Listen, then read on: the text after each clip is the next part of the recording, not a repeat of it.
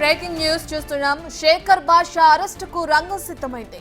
Johnny master పై ఫిర్యాదు చేసిన మహిళా కొరియోగ్రాఫర్ మరోసారి పోలీసులను ఆశ్రయించింది. శేఖర్ బాషాపై నార్సింగ్ పోలీస్ స్టేషన్లో ఫిర్యాదు చేసింది.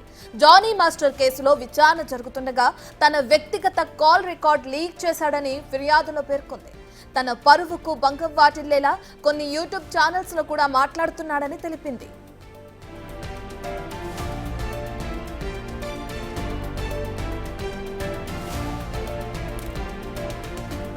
అయితే మహిళా కొరియోగ్రాఫర్ ఫిర్యాదుతో నార్సింగ్ పోలీసులు ఎఫ్ఐఆర్ నమోదు చేశారు. ఉద్దేశపూర్వకంగా దురుద్దేశంతో ప్రైవేట్ కాల్స్ రికార్డులు లీక్ చేశాడని కొరియోగ్రాఫర్ ఎఫ్ఐఆర్ లో తెలిపింది. శేఖర్ బాషా వ్యక్తిగత మొబైల్ తో పాటు అతనితో ఉన్న ఇతర ఎలక్ట్రానిక్ డివైస్లను కూడా సీజ్ చేయాలని కూడా పోలీసులను కోరింది ఆ యువతి. దీంతో శేఖర్ బాషాపై BNS act section 79, 67, IT act 72 కింద పోలీసులు కేసు నమోదు చేశారు.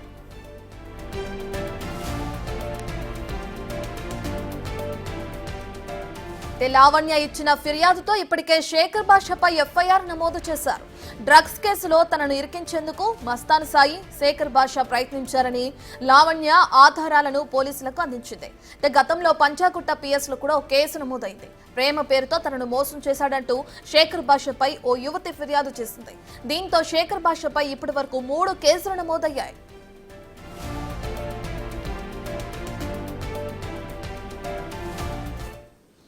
ఇదే విషయానికి సంబంధించిన పూర్తి డీటెయిల్స్ అందించడానికి మా ప్రతినిధి రానా లైవ్ లో జాయిన్ అవుతున్నారు. రైట్ రానా, శేఖర్ బాషాకి ఇంతకు ముందు తెలిస్తే మనం ఆ డ్రగ్స్ కేసులో ఏదైతే లావణ్య మస్తాన్ సాయి కేసులోనే హైలైట్ అయ్యారు. ఇప్పుడు చూసుకుంటే జానీ మాస్టర్ కి సంబంధించిన కేసులో ఏదైతే ఫిర్యాదు చేసిన మహిళా కొరియోగ్రాఫర్ ఉందో తనకి సంబంధించిన కొన్ని ఆడియోలను లీక్ చేస్తున్నాడని చెప్పి కూడా తను పోలీసులను ఆశ్రయించడం మనం చూస్తున్నాం. దీనికి సంబంధించి ఇటు ఎవరైతే కేసు నమోదు అయిందో శేఖర్ బాషా, తన పాత్ర ఏ విధంగా ఉంది కేసులో?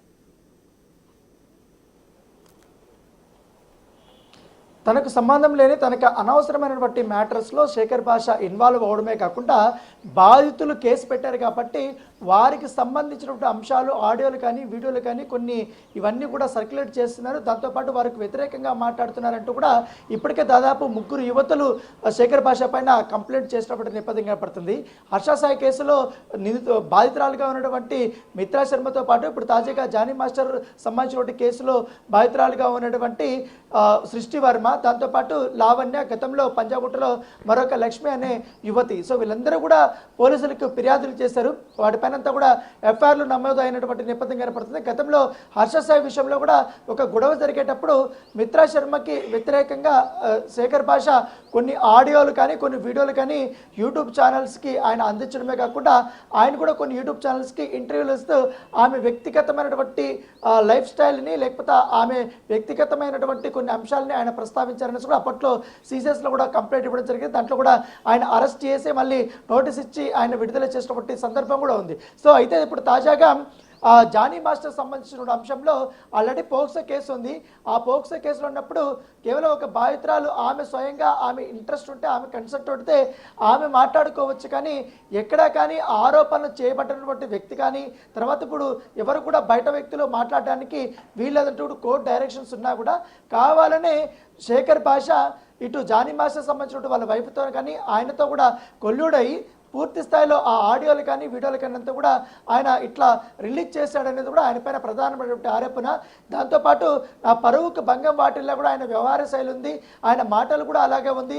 దాంతోపాటు ఆయన వద్ద ఉన్నటువంటి నాకు సంబంధించినటువంటి ఆడియోలు కానీ వీడియోలు కానీ ఇతర సంబంధించినటువంటి అంశాలు కానీ అవన్నీ పూర్తిగా ఆయన మొబైల్స్లో కానీ ఇతర దాంట్లో కూడా ఉన్నాయి కాబట్టి ఆయన అరెస్ట్ చేసి అవన్నీ కూడా మొత్తం సీజ్ చేయాలనేసి కూడా ఇటు సృష్టి వర్మ కూడా తన కంప్లైంట్ కాపీలో కూడా ఆమె చెప్పిన నేపథ్యం పడుతుంది. సో ఇప్పుడు శేఖర్ బాషా పైన కేసు నమోదైనటువంటి నేపథ్యంలో 3 సెక్షన్స్ కింద కేసులు నమోదై దాంతోపాటు దాంట్లో ఐటీ యాక్ట్ కూడా వారు పెట్టారు.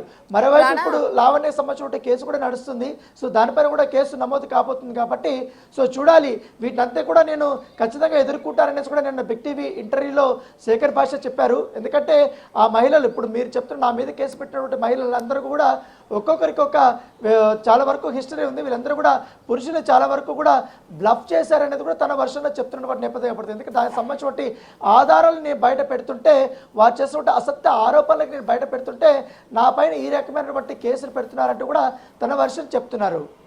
Right, thank you Rana.